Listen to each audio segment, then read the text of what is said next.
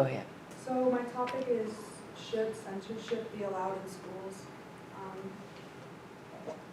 So racism, oppression, slavery never happened, according to our government anyways. America has never been the oppressor, only the oppressed.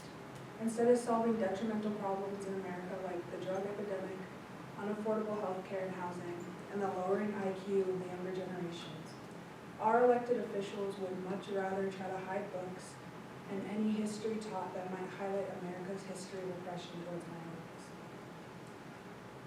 Many teachers throughout the country feel that the banning of books is something that limits their freedom over what they teach, and it is almost as if the administration are putting less trust in the teachers.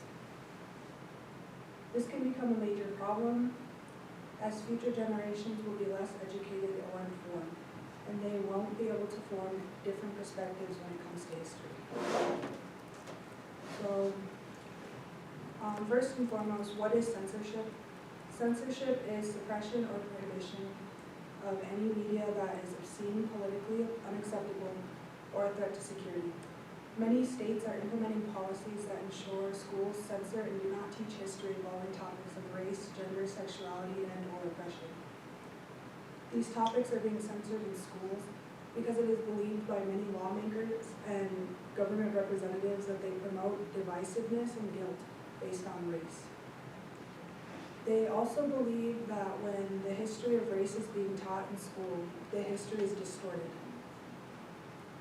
As a result, they want to take these lessons out of the curriculum entirely. This would mean no lessons on slavery, boarding schools, segregation, internment camps, oppression against the LGBT, mistreatment of disabled, etc. This becomes a problem because students have less critical perspectives. Without the educating of our past mistakes, it increases the likelihood that they will be repeated in the future. So, books are the foundation of schools, and without them, knowledge will be lost. Currently, many schools face the problem of challenging books. This is brought on by, once again, our elected officials. For the same reasons as censoring lessons in history, these books are being banned from being taught in classrooms. To Kill a Mockingbird, The Kite Runner, The Absolutely True Diary of a Part-Time Indian, The Hunger Games, The Hate U Give, Diary of a Young Girl, which is the Diary of Anne Frank, The Catcher in the Rye, and The Handmaid's Tale. These are all stories banned in some libraries and banned from being taught in classrooms throughout the U.S. One banned book in particular that sticks out to me is Fahrenheit 451, which ironically is about a dystopian society where books are illegal. The banning of these books does not prohibit people from reading them. Instead, it restricts teachers from adding it to their curriculum and teaching the heavy topics that come with these stories. Of the books I mentioned, these are all the books that I read in high school that they had in the curriculum, so I thought that was interesting. Censorship in schools does not only apply to curriculum. Many students face censorship in their own speech. Students cannot say what they feel and are often prohibited from speaking about certain topics. Even as I give this speech, many students are being dropped from universities for peacefully protesting. This extends to students attending universities on student visas, with their visas being revoked. This is a violation of the First Amendment and another form of censorship by our government and schools. What can we do to help? It is extremely important that the younger generation stay knowledgeable on our historical past. If these lessons cannot be taught in schools, it is important that these children receive this knowledge from us.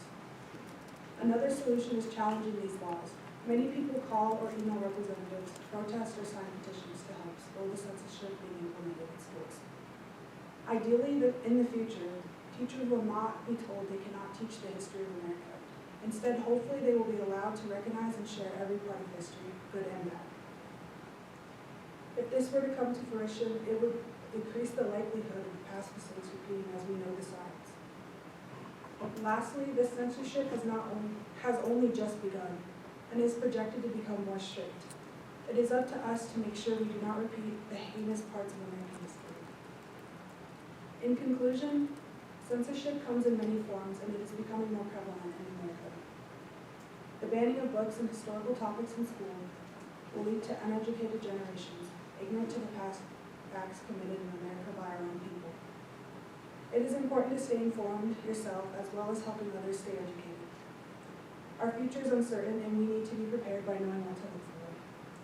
As people do say, history repeats itself. We can watch for the signs of repetition and stop them at the root, only if we know what to look for. This is why it is important to keep censorship out of schools.